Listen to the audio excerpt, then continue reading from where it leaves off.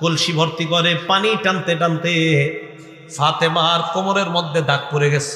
3 number অকানাসাতিল বাইতা, ঘর ঝাড়ু দিতে দিতে হাত্তা আসসারাত ফি নাহরিহা তালবাররাত সিয়াবুহা, ঘর ঝাড়ু দিতে ফাতেমার কাপড়গুলা প্রায় সময় ময়লা হয়ে যেত। আলী বলেন ফাতান নবী সাল্লাল্লাহু আলাইহি ওয়াসাল্লাম খাদামুন, আল্লাহ নবীর কাছে কিছু খাদেম আসছে, নবীর কাছে কিছু খাদেম উপহার আসছে। ওই জামানায় খাদেম আসতো উপহার হিসাবে। তো হযরত আলী ফাতেমা রাদিয়াল্লাহু তাআলা আনহাকে বললেন, ফাতেমা লাউ আতাইতি আবাকি, তুমি যদি তোমার আব্বার কাছে যাইতা, ফাসআলতিহি খাদিমা, তোমার আব্বার কাছে যাওয়ার পর যদি একটা খাদেম তোমার আব্বার কাছ থেকে চেয়ে নিয়ে আসতে পারতা। তো ফাতেমা স্বামীর কথা শুইনা নবীজির কাছে গেছে। ফাতাতহু, নবীজির কাছে আসছে, আসার পর ফাওয়াজাদাত ইনদাহু হুদ্দাসা, বাবার কাছে আসছে, আসার পর দেখে বাবার কাছে অনেক মানুষ কথাবার্তা বলতেছে। এর মানে আল্লাহ নবীর কাছে আসার পর দেখে আল্লাহ নবী ব্যস্ত আছেন, অন্যদের কথাবার্তা শুনতেছে।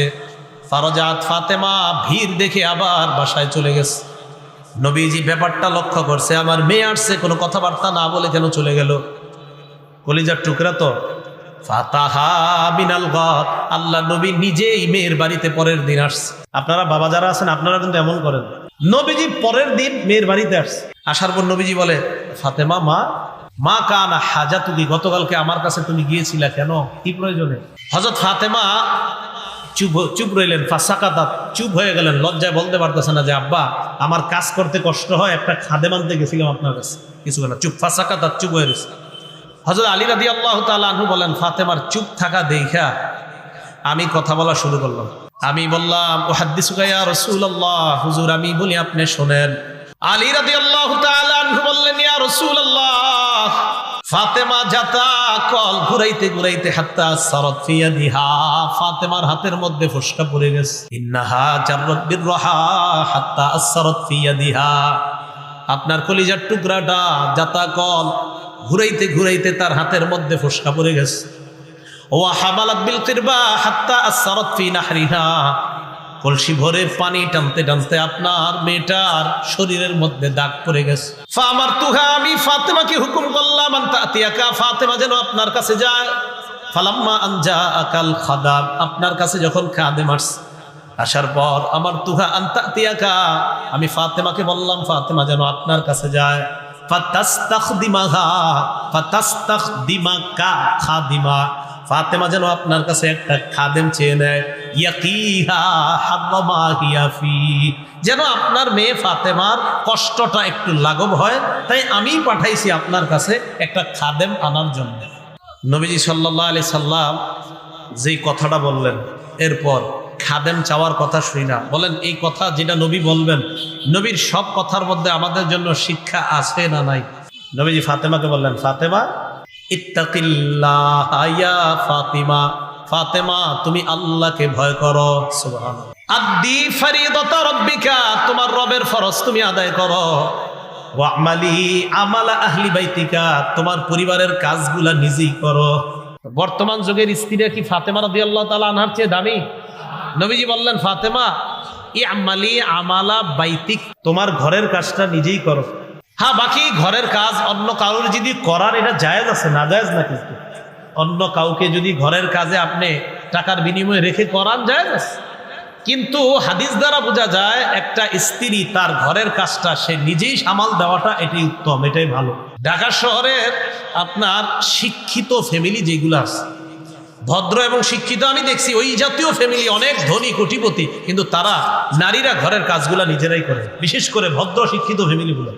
আর অনেকে আছে মাশাআল্লাহ ম্যাডামের সারাক্ষণ বাইরে ঘোরাফেরা করে, এত সন্তানও নিজে পালে না, সন্তানও আরেকজন নিজে পালে।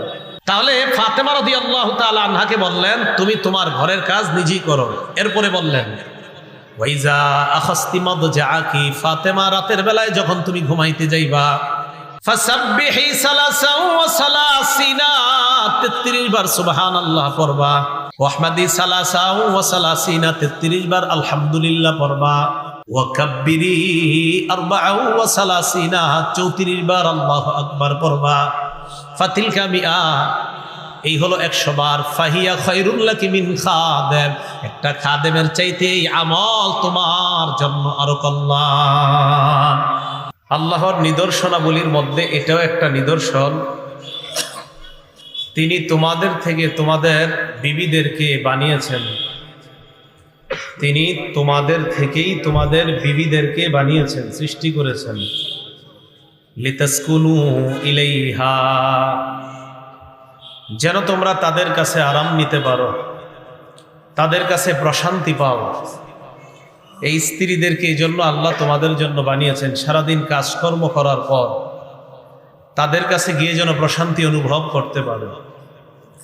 ওয়াজআলা বাইনাকুম মাওয়াদ্দাতাও ওয়া রাহমা, তিনি তোমাদের মাঝে মহাব্বত, ভালোবাসা এবং দয়া সৃষ্টি করে দিয়েছেন স্বামী স্ত্রীর মাঝে। সূরা নিসার 1 নম্বর আয়াতে আল্লাহ বলেন, ইয়া আইয়ুহান নাসুত্তাকু রাব্বাকুমুল্লাযী খালাকাকুম মিন নাফসিন ওয়াহিদা, হে মানুষ, তোমরা আল্লাহকে ভয় করো, তোমাদের রবকে ভয় করো। আল্লাযী খালাকাকুম মিন নাফসিন ওয়াহিদা, যিনি তোমাদেরকে একজনের থেকে বানিয়েছেন, ওই একজনকে আদম আলাইহিস সালাম। কি একজন? এরপরে আল্লাহ ব্যাখ্যা দেন, ওয়া খালাকা মিনহা যাওজাহা, আল্লাহ আদম নবীর থেকেই বানিয়েছেন তার স্ত্রীকে তথা তোমাদের আম্মা হাওয়া আলাইহাস সালাতু ওয়াস সালামকে। ওয়া বাসসা মিনহুমা রিজালান কাসীরাও ওয়া নিসাআ, আদম এবং হাওয়া তাদের দুজনের থেকে আল্লাহ নারী পুরুষ পৃথিবীর মধ্যে বিস্তৃত করে দিয়েছেন, নারী পুরুষদের বিস্তার ঘটিয়েছেন এই দুইজনকে কেন্দ্র করেই, আদম এবং হাওয়া। সূরা নাহলের 72 নম্বর আয়াতে আল্লাহ বলেন, ওয়াল্লাহু জাআলা লাকুম মিন আনফুসিকুম আজওয়াজা, আল্লাহ পাক রব্বুল আলামিন তোমাদের থেকেই তোমাদের স্ত্রীদেরকে বানিয়েছেন। ওয়া জাআলা লাকুম মিন আজওয়াজিকুম বানিনা ওয়া হাফাদা, এবং আল্লাহ পাক রব্বুল আলামিন তোমাদের স্ত্রীদের থেকেই তোমাদের সন্তান এবং নাতি নাতনিদেরকে সৃষ্টি করেছেন। প্রথমে স্ত্রী, ওনাকে কেন্দ্র করেই তো নাতি নাতনি হয় দুনিয়াতে, ঠিক না? তিনি বলতেছেন, আল্লাহু জাআলা লাকুম মিন আনফুসিকুম আজওয়াজা ওয়া জাআলা লাকুম মিন আজওয়াজিকুম বানিনা ওয়া হাফাদা, বানিনা মানে সন্তান, হাফাদা নাতি নাতনিদেরকে আল্লাহ বানিয়েছেন। তাহলে একটা পরিবার গঠন হয় স্বামী স্ত্রীকে কেন্দ্র করে, এরপরে একটা পরিবারের সূচনা হয়, ছেলে হয়, মেয়ে হয়, তাদের থেকেই দুনিয়াতে নাতি নাতনি তারা দুনিয়াতে আসে। এইভাবে একটা পরিবার বিস্তৃত লাভ করে, আস্তে আস্তে বড় হয়। এই স্বামী স্ত্রীর পরিচয় একদিন দাদা দাদি হয়, নানা নানি হয়, আস্তে আস্তে। এই জন্য প্রত্যেকটা স্বামী যারা আছেন তাদের স্ত্রীদেরকে যেন আল্লাহ নেককার দিনদার স্ত্রী বানিয়ে দেন। আর যারা এখনো বিয়ে করেন নাই, আল্লাহ যেন আপনাদের প্রত্যেকের জীবনে একজন নেককার দিনদার স্ত্রী মিলিয়ে দেয়, এবং ওই দিনদার স্ত্রীর জন্য যেন দিনদার স্বামী আল্লাহ মিলিয়ে দেয়। এই জন্য বিয়ে করার ক্ষেত্রে একটা মেয়ের মধ্যে 4টি গুণ দেখে তাকে বিয়ে করা হবে। বলেন কয়টি গুণ? সহিহ বুখারীর 5090 নম্বর হাদিসের বর্ণনা, ক্বালা রাসূলুল্লাহ সাল্লাল্লাহু আলাইহি ওয়াসাল্লাম, তুনকাহুল মারআতু লি40, নবীজি সাল্লাল্লাহু আলাইহি ওয়াসাল্লাম বলেন, একটা মেয়েকে 4টি গুণ দেখে বিয়ে করা হবে। 1 নাম্বার লিমালিহা, তার সম্পদ দেখে। কি দেখে? কি দেখে? এই জন্য যৌতুক চাচ্ছে। হ্যাঁ, যৌতুক হারাম। বলেন সবাই, যৌতুক সবাই বলেন যৌতুক হারাম। লিমালিহা মানে তার অর্থনৈতিক অবস্থাটা দেখা, 1 নাম্বার। 2 নাম্বার ওয়ালি হাসাবিহা, তার বংশ দেখা। মেয়ে বিয়ে করলে মায়ের বংশটা দেখবেন কেমন, মানে মেয়ের মায়ের সাধারণত আর কি মায়ের বংশের দিক থেকে কেমন, সাধারণত এটা চেষ্টা করবেন দেখতে। আর মেয়ের জন্য যে ছেলে দেখবেন আপনারা, ছেলের বাবার দিক থেকে বংশ কেমন, এটা একটু চেষ্টা করবেন দেখার। কি কথা বুঝে আসছে? ছেলের ক্ষেত্রে বাবার দিকটা দেখবেন, আর মেয়ের ক্ষেত্রে মায়ের দিকটা দেখবেন। 3 নাম্বার ওয়ালি জামালিহা, সৌন্দর্যতা দেখা। নবীজি বলেন ওয়ালি দীনিহা, 4 নাম্বার দিনদারিতা দেখা। এই 4টা বলার পর আল্লাহ নবী বলেন ফাসফার বিজাতিদ দ্বীন, এই 4টার মধ্যে তুমি দিনদারিতা প্রাধান্য দিয়ে দাও। কয়টা গুণ দেখা হবে? 4 নাম্বারটা দিনদারিতা, প্রাধান্য পাবে কোনটা? দিনদারিতা। হ্যাঁ, এটা মনে রাখবেন। তারিবাত ইয়াদাকা, দিনদারিতা যদি তুমি প্রাধান্য না দাও, তোমার 2 হাত ধুলোই দূষরিত হোক, বলেন নাউজুবিল্লাহ। 4 গুণ দেখে আল্লাহ নবী বিয়ে করতে বললেন। 4 নাম্বার দিনদারিতা। দিনদার একজন মেয়ে যদি আপনার জীবনে হয়ে যায়, ওই দিনদার মেয়ের মাধ্যমে স্বামীর অধিকারগুলা বাস্তবায়ন হওয়া সহজ হয়ে যায়, যদি দিনদার মেয়ে হয়। ক্বালা রাসূলুল্লাহ সাল্লাল্লাহু আলাইহি ওয়াসাল্লাম, নবীজি বলেন আদ-দুনিয়া মাতা ওয়া খায়রু মাতা'id দুনিয়া আল মারআতুস সালিহা। মুসলিম শরীফের 3535 নম্বর হাদিসের বর্ণনা। নবীজি বলেন আদ-দুনিয়া মাতা, পুরা দুনিয়াটা হলো ভোগের জায়গা। ওয়া খায়রু মাতা'id দুনিয়া আল মারআতুস সালিহা, দুনিয়ার মধ্যে সবচাইতে দামি সম্পদ, শ্রেষ্ঠ সম্পদ হলো একজন নেককার দিনদার নারী।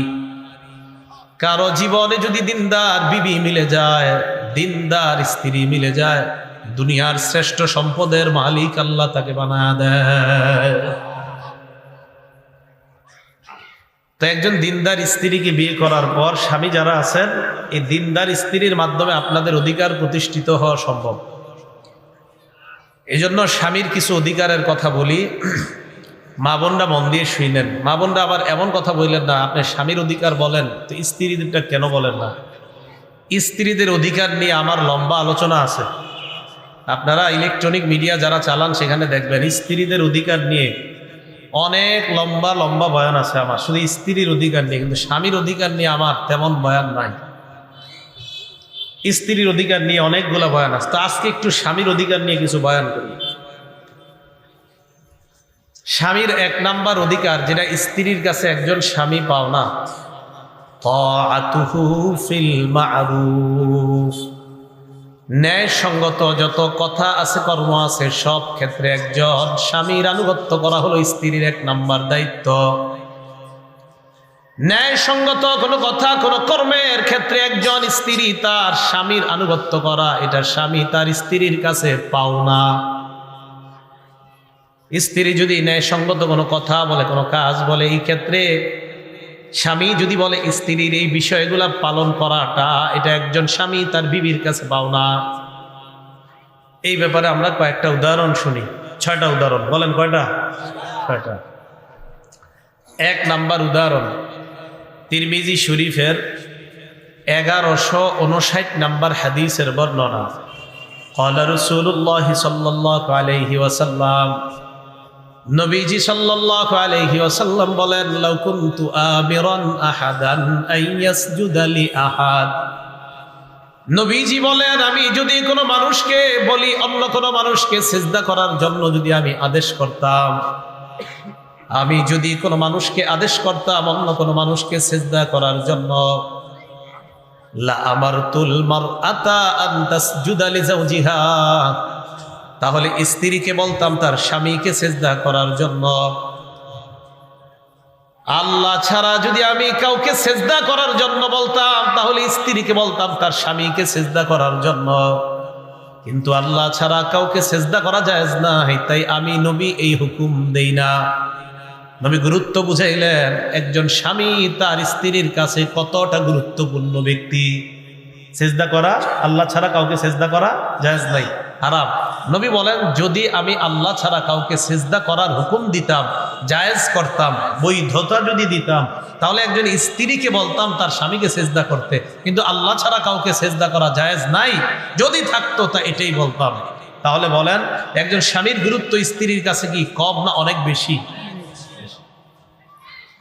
2 নাম্বার দৃষ্টান্ত, কিতাবের নাম ইবনে মাজাহ, হাদিস নাম্বার 1862 নাম্বার হাদিস। قال رسول الله صلى الله عليه وسلم, নবীজি বলেন, লাউ আন্না রাজুলান আমারা ইমরাআতা, কোন ব্যক্তি যদি তার স্ত্রীকে হুকুম করে আনতান কুলা মিন জাবালিন আহমারা ইলা জাবালিন আসওয়াদ, কোন ব্যক্তি যদি তার স্ত্রীকে হুকুম করে লাল পাহাড় থেকে কালো পাহাড় পর্যন্ত পাথর বহন করে নিয়ে যাওয়ার জন্য, ওয়ামিন জাবালিন আসওয়াদা ইলা জাবালিন আহমারা, কালো পাথর থেকে পাহাড় থেকে লাল পাহাড় পর্যন্ত যদি পাথর বহন করতে কোন স্ত্রীকে তার স্বামী হুকুম করে, লাকানা নাউলুহা আন তাফআলা, তাহলে ওই স্ত্রীর জন্য স্বামীর এই হুকুম পালন করা অপরিহার্য হয়ে যেত। সুবহানাল্লাহ। কোন স্বামী যদি তার স্ত্রীকে বলতো লাল পাহাড় থেকে কালো পাহাড় পর্যন্ত পাথর বহন করে নিয়ে যাও, অথবা কালো পাথর পাহাড় থেকে লাল পাহাড় পর্যন্ত পাথর বহন করে নিয়ে যাও, স্ত্রীর জন্য এই হুকুম পালন করা অপরিহার্য হয়ে যেত। কেন আপনারা কিন্তু আবার স্ত্রীকে এরকম হুকুম দিয়েন না, নাকি কালকে কইবেন যে তুমি এই পাথরগুলা ঢাকা নিয়ে যাও, এটা বললেন না, মানে নবী গুরুত্ব বুঝাইলেন।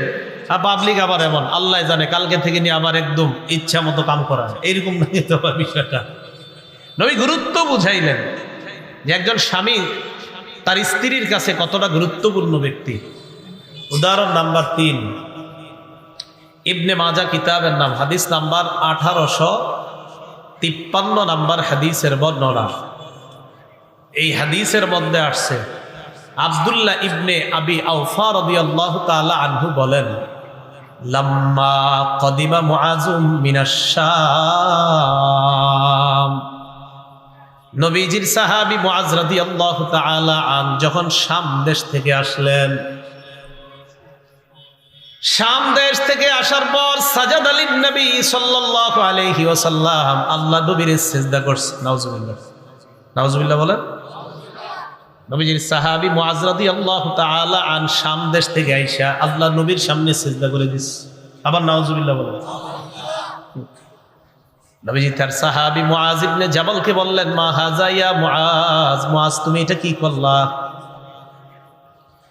মুআজ ইবনে জাবাল জবাব দিলেন, আতাইতু শাম, আমি শাম দেশে গেলাম। শামে যাওয়ার পর ফাওয়াফাকতুহুম ইয়াসজুদুনা লিআসাকিফাতিহিম ওয়া বাকারিকাতিহিম, আমি শাম দেশে গেলাম, যাওয়ার পর আমি দেখলাম শাম দেশের মানুষ তাদের ধর্মীয় নেতা আর রাজনৈতিক নেতা যারা তাদেরকে সিজদা দেয়, আওয়াজ দিয়ে বলেন নাউজুবিল্লাহ। আমি শামে গেলাম, গিয়ে দেখি ওই অঞ্চলের মানুষ তাদের ধর্মীয় নেতা এবং তাদের রাজনৈতিক নেতাদেরকে তারা সিজদা দেয়। কে? মুআজ ইবনে জাবাল দেখলেন। ফাওয়াদিতু ফি নাফসি আন্না ফাআলা বিকা ইয়া রাসূলুল্লাহ, ইয়া রাসূলুল্লাহ, আমি যখন দেখলাম তারা তাদের ধর্মীয় নেতা আর রাজনৈতিক নেতাদেরকে সিজদা দেয়, ফাওয়াদিতু ফি নাফসি আন্না ফাআলা যাকা বিকা, আমি মনে মনে নিয়ত করলাম আমি আপনার কাছে আসার পর আমরাও আপনার সামনে এই আমলটা করব, মানে আমরাও আপনাকে সিজদা দিব। তারা তাদের ধর্মীয় নেতাকে সিজদা দেয়, তারা তাদের রাজনৈতিক নেতাদেরকে সিজদা দেয়, তাই আমিও নিয়ত করলাম আপনাকে আমরা সিজদা করব। এবার নবীজি যেই কথাটা বলছে, এই কথাটা সারা দুনিয়ার ওই সমস্ত মানুষদেরকে জানায়া দিবেন যারা পায়ে সিজদা দেয়, সারা দুনিয়ার ওই সমস্ত ব্যক্তিদেরকে জানায়া দিবেন যারা মাজারে সিজদা দেয়। রাসূল সাল্লাল্লাহু আলাইহি সাল্লাম বললেন, ফালা তাফআলু, এটা জীবনেও করবা না। সুবহানাল্লাহ। আমার নবীর চাইতে দামি মাখলুক দুনিয়াতে আছে। নবীজি বললেন এটা জীবনেও করবা না, এটা কখনো করবা না। তাহলে আমার নবী তাকে সিজদা করতে নিষেধ করলেন। আমার নবীর চাইতে বড় পীর বলেন, বড় শায়েখ বলেন, বড় আল্লামা বলেন, বড় মুফতি বলেন, বড় মুহাদ্দিস বলেন, দুনিয়ার মধ্যে কেউ নাই, হবেও না। নবীজি বলে দিলেন এটা কখনো করবা না। এবার বলেন নবীজি সাল্লাল্লাহু আলাইহি সাল্লাম, লাউ কুনতু আমিরান আহাদান আইয়াসজুদা লি আহাদ, শোনো তোমরা, আমি যদি কোনো মানুষকে বলতাম অন্য কোনো মানুষকে সিজদা করার জন্য, লা আমারতুল মারআতা আন তাসজুদা লি যাওজিহা, আমি কোন মহিলাকে বলতাম তার স্বামীকে সিজদা দেওয়ার জন্য, কিন্তু আল্লাহ ছাড়া কাউকে সেজদা দেওয়া জায়েজ নাই, তাই আমি এই হুকুম কাউকে দেই না। এরপর আল্লাহ নবী বলেন, আল্লাযী নাফসু বিয়াদিহি, ওই আল্লাহর কসম শোনো তোমরা, লা তুআদ্দিল মারআতু হাক্কা রাব্বিহা হাত্তা তুআদ্দি হাক্কা যাওজিহা। একজন নারী ততক্ষণ পর্যন্ত আল্লাহর হক আদায় করতে পারবে না যতক্ষণ তার স্বামীর হক না আদায় করবে, ততক্ষণ রবের হক আদায় করতে পারবে না। দেখছেন কি কইছে? স্বামীর হক আদায় না করা পর্যন্ত রবের হক আদায় করতে পারবে না একটা স্ত্রী। তাহলে একজন স্বামীর স্ত্রীর কাছে গুরুত্ব কম না অনেক বেশি? দেখেন তো নবী কথাটা কইল কি ভাই, স্বামীর হক পরিপূর্ণ না করা পর্যন্ত রবের হক কোনো স্ত্রী পরিপূর্ণ করতে পারবে না। কোনো স্ত্রী যদি তার স্বামীকে সারাক্ষণ কষ্ট দেয় আর সে সারাক্ষণ নামাজ পড়ে রোজা রাখে আর বুঝে আমি খুব আল্লাহ ওলি, কিন্তু স্বামীর সাথে সারাক্ষণ খারাপ আচরণ করতে থাকে, রাসূল বলেন তুমি ততক্ষণ রবের হক পুরা করতে পারবা না যতক্ষণ স্বামীর হক পুরা না হবে। উদাহরণ নাম্বার 4, আবু দাউদ শরীফের 2140 নম্বর হাদিসের বর্ণনা। এই হাদিসের বর্ণনাকারী সাহাবীর নাম কাইস ইবনে সাদ। বলেন কি নাম? এই দুইজন সাহাবীর নাম আপনারা সারা জীবন মনে রাখবেন। আগের হাদিসে মুআজ ইবনে জাবালের নাম, পরের হাদিসে কাইস ইবনে সাদ। মনে করেন আমাকে আপনাকে আমাদেরকে কেউ দাওয়াত দিতে আসছে, এই চল অমুক জায়গায় যাব আমরা। কেন? অমুক জায়গায় গিয়া যদি অমুক পীরের পায়ে সেজদা করো তোমার জীবনে অনেক কাজ হবে, উপকারিতা হবে, কথার কথা। আর যদি তুমি অমুক জায়গায় গিয়ে অমুক মাজারে সেজদা দাও তোমার জীবনে অনেক কাজ হবে। তখন আপনারা এই দুইজন সাহাবীর নাম মনে করে এই দুইজনের নাম বলবেন। এক মুআজ ইবনে জাবাল, বলেন কি নাম? 2 নাম্বার কাইস ইবনে সাদ, বলেন কি নাম? কাইস। বলে দিবেন ভাই, হযরত মুআজ রাদিয়াল্লাহু তাআলা আনহুকে নবীজি বলছেন, নবীজিকে সেজদা দেওয়ার পর নবী বলছে সাবধান, জীবনেও কখনো এই কাজ করবা না। ভাই আমার নবীর চেয়ে বড় পীর, বড় মুহাদ্দিস, বড় মুফতি, বড় শাইখুল হাদিস, আমার নবীর চেয়ে দামি মাখলুক দুনিয়াতে আসে নাই, আসবেও না। আমার নবীরই যেহেতু সেজদা দেওয়া জায়েজ নাই, তাই দুনিয়াতে আল্লাহ ছাড়া আর কাউকে সেজদা দিতে আমি পারবো না, আমাকে তুমি নিতেও পারবো না। মনে থাকবে না? এবার কাইস ইবনে সাদের ঘটনাটা শুনেন।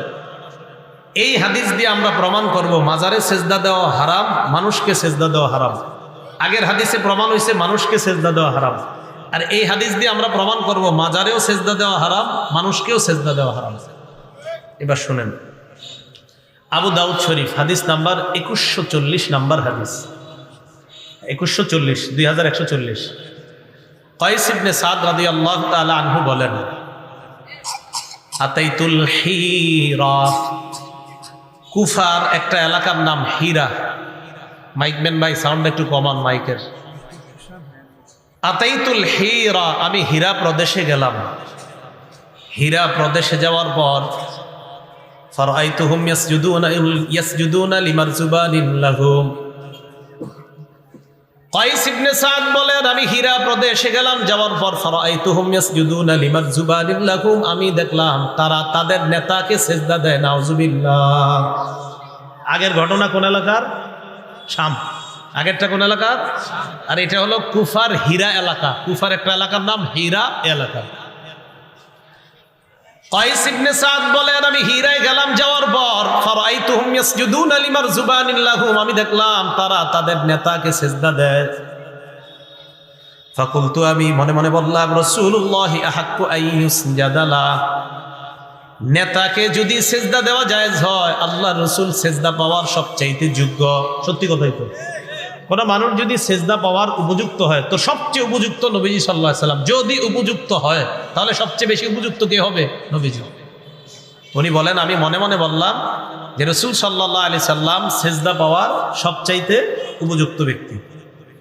এই কথা বলার পর উনি বলেন ফাতাইতুন নাবিয়্যা সাল্লাল্লাহু আলাইহি ওয়াসাল্লাম, আমি আল্লাহর নবীর কাছে আসলাম।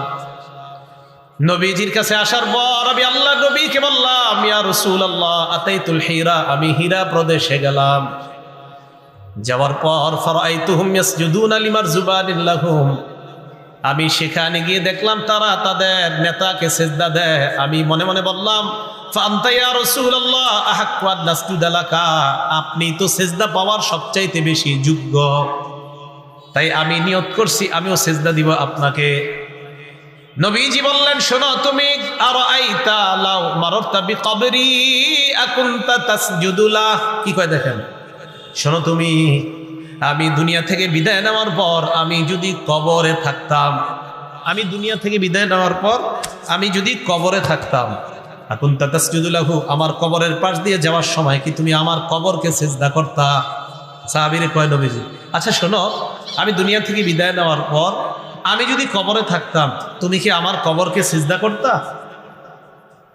এই কথা বলার পর ওই সাহাবী জবাব দেয়, না ইয়া রাসূলুল্লাহ, আপনার কবরকে সিজদা করব না।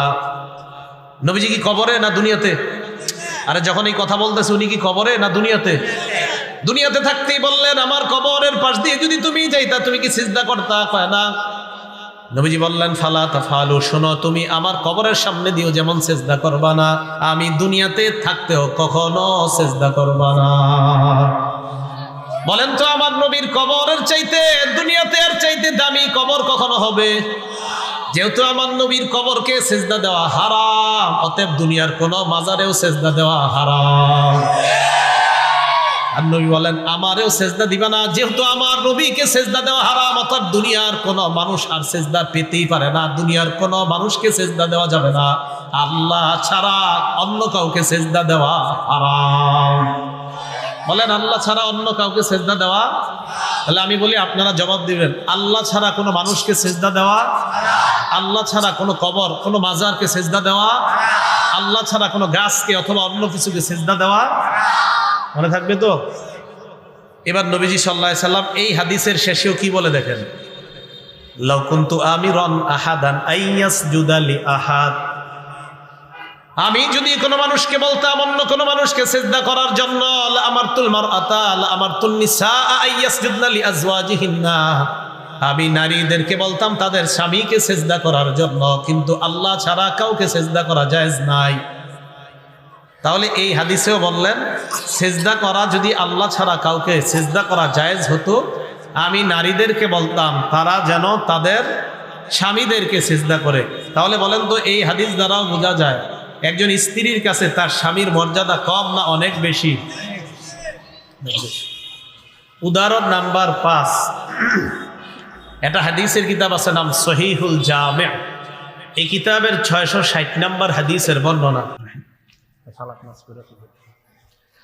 এই হাদিসের মধ্যে আসছে, ক্বালা রাসূলুল্লাহ সাল্লাল্লাহু আলাইহি ওয়াসাল্লাম, নবীজি বলেন, ইদা সাল্লাতিল মারআতু খামসাহা, কোন নারী যদি 5 ওয়াক্ত সালাত আদায় করে, বলেন কয় ওয়াক্ত নামাজ? 5 ওয়াক্ত নামাজ যদি কোন নারী ঠিকমতো আদায় করে, ওয়া সামাত শাহরাহা, রমজান মাসের রোজা যদি ঠিকমতো আদায় করে, ওয়া হাসসানাত ফারজাহা, নিজের সতীত্বের হেফাজত যদি করে, নিজের লজ্জাস্থানের হেফাজত করে। 4 নাম্বার, ওয়া আতাআত যাওজাহা, স্বামীর আনুগত্য যদি করে। 4 নাম্বার, স্বামীর আনুগত্য। আমি আবার বলি, পরে আপনারা বলবেন। কোন নারী যদি 5 ওয়াক্ত নামাজ পড়ে, 2 নাম্বার যদি রমজান মাসের রোজা রাখে, 3 নাম্বার যদি লজ্জাস্থানের হেফাজত করে, 4 নাম্বার যদি স্বামীর আনুগত্য করে। বলেন, 1 নাম্বার, 2 নাম্বার, 3 নাম্বার, 4 নাম্বার, স্বামীর আনুগত্য। নবীজি বলেন, কিলালাহা, কিয়ামতের ময়দানে এই নারীকে বলা হবে, উদখুলিল জান্নাতা মিন আইয়ি আবওয়াবিল জান্নাতি শি'তি, তুমি জান্নাতের যেই দরজা দিয়ে মন চায় ওই দরজা দিয়ে জান্নাতের মেহমান হয়ে যাও। তাহলে এই 4 গুণের মধ্যে স্বামীর আনুগত্যের কথা আছে না নাই? আছে। তাহলে যারা স্ত্রী আছেন আপনারা সবাই স্বামীর অধিকারগুলো যেন ন্যায়সঙ্গত কথা এবং কাজে সব ক্ষেত্রে যেন স্বামীর অধিকার আমরা রক্ষা করতে পারি, আল্লাহ তৌফিক দান করুন। আল্লাহুম্মা লাকাল হামদু ওয়া লাকাশ শুকর। 6 নম্বর উদাহরণ, তিরমিজি শরীফের 1161 নম্বর হাদিসের বর্ণনা।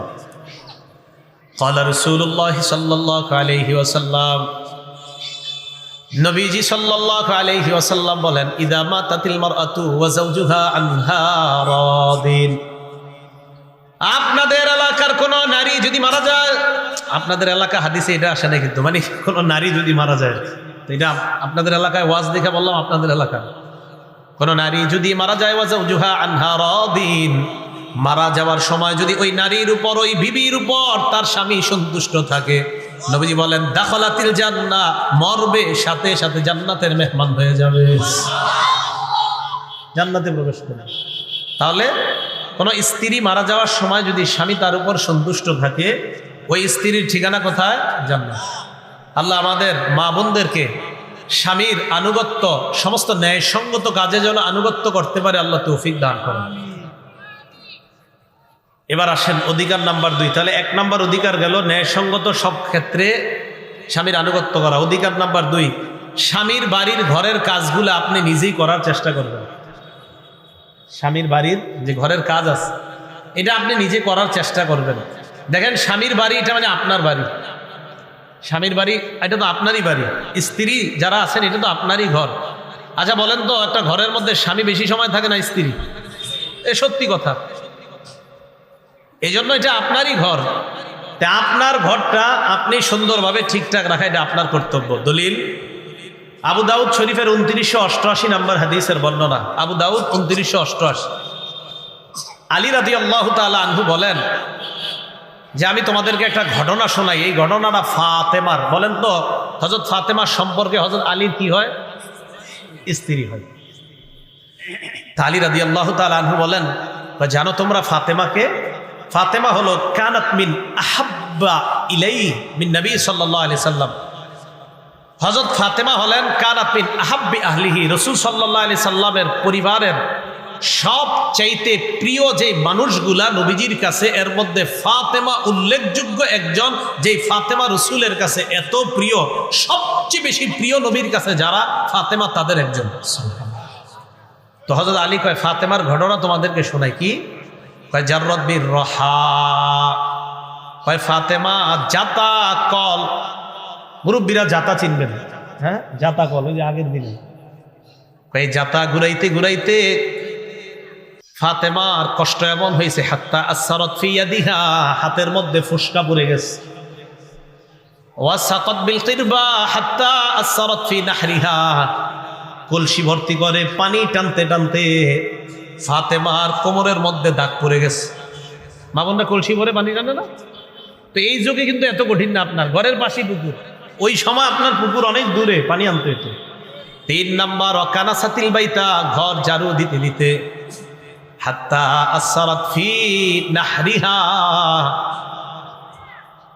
ঘর ঝাড়ু দিতে দিতে, হাত্তা বাররাত সিয়াবুহা, ঘর ঝাড়ু দিতে ফাতেমার কাপড়গুলা প্রায় সময় ময়লা হয়ে যেত। তাহলে 1 নাম্বার জাতা, এটা কাজ করতে করতে ফাতেমার হাতের মধ্যে ফুসকা পড়ে যায়। 2 নাম্বার কলস টানতে টানতে ফাতেমার কোমরের মধ্যে দাগ পড়ে যায়। 3 নাম্বার ওয়াকানাসাতিল বাইতা, ঘর ঝাড়ু দিতে দিতে, হাত্তা বাররাত সিয়াবুহা, ফাতেমার কাপড়গুলা প্রায় সময় ময়লা হয়ে যায়। এতটুকু কি বুঝছেন সবাই? আলী বলেন ফাতান নবী সাল্লাল্লাহু আলাইহি ওয়াসাল্লাম খাদামুন, আল্লাহ নবীর কাছে কিছু খাদেম আসছে, নবীর কাছে কিছু খাদেম উপহার আসছে। ওই জামানায় খাদেম আসতো উপহার হিসাবে। তো হযরত আলী ফাতেমা রাদিয়াল্লাহু তাআলা আনহাকে বললেন, ফাতেমা লাউ আতাইতি আবাকি, তুমি যদি তোমার আব্বার কাছে যাইতা, ফাসালতিহি খাদিমা, তোমার আব্বার কাছে যাওয়ার পর যদি একটা খাদেম তোমার আব্বার কাছ থেকে চেয়ে নিয়ে আসতে পারতা।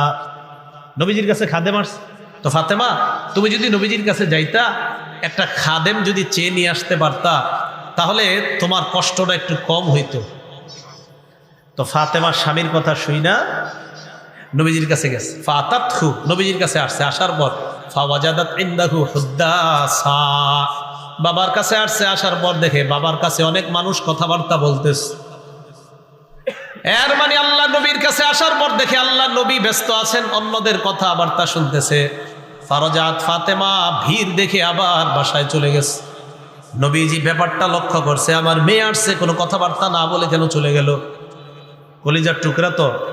ফাতাহা বিনাল গাদ, আল্লাহ নবী নিজেই মেয়ের বাড়িতে পরের দিন আসছে। সুবহানাল্লাহ। আপনারা বাবা যারা আছেন আপনারা কিন্তু এমন করেন, হ্যাঁ? অনেক সময় মেয়ে, আপনি বাজার একটা দোকান আছে, তো আপনার মেয়ে আপনার দোকানের সামনে একটু গেছে, গিয়ে দেখি খুব ভিড়ের মধ্যে আছে না, তখন মেয়েটা অনেকক্ষণ দাঁড়ায় থাইকা চিন্তা করে, না থাক আব্বার সাথে পরে কথা বলি। তো আপনার মেয়ে মনে করেন চলে গেছে বাড়িতে, পর্দা পুশিদার সাথেই গেছে আপনার সাথে দেখা করতে, গিয়ে দেয় আপনার দোকানে অনেক মানুষ। তা আপনি কিন্তু লক্ষ্য করছেন আমার মেয়ে তো আসছিল। বাবা কি করবে বলেন তো? দোকানটা বন্ধ করেই তাড়াতাড়ি আগে মেয়ের কাছে যাবে। নবীজি পরের দিন মেয়ের বাড়িতে আসছে। আসার পর নবীজি বলে, ফাতেমা মা কানা হাজাতুকি, গতকালকে আমার কাছে তুমি গিয়েছিলা কেন, কি প্রয়োজনে? হযরত ফাতেমা চুপ রইলেন, ফাসাকাতাত, চুপ হয়ে গেলেন, লজ্জায় বলতে পারতেছে না যে আব্বা আমার কাজ করতে কষ্ট হয়, একটা খাদেম আনতে গেছিলাম আপনার কাছে, কিছু না। চুপ, ফাসাকাতাত, চুপ হয়ে গেছে। হযরত আলী রাদিয়াল্লাহু তাআলা আনহু বলেন, ফাতেমার চুপ থাকা দেখা আমি কথা বলা শুরু করলাম। আমি বললাম, উহাদ্দিসুকা ইয়া রাসূলুল্লাহ, হুজুর আমি বলি আপনি শোনেন। আলী রাদিয়াল্লাহু তাআলা আনহু বললেন, ইয়া রাসূলুল্লাহ, ফাতেমা যাতা কল ঘুরাইতে ঘুরাইতে হাত্তা সারাত ফি ইয়াদিহা, ফাতেমার হাতের মধ্যে ফোসকা পড়ে গেছে।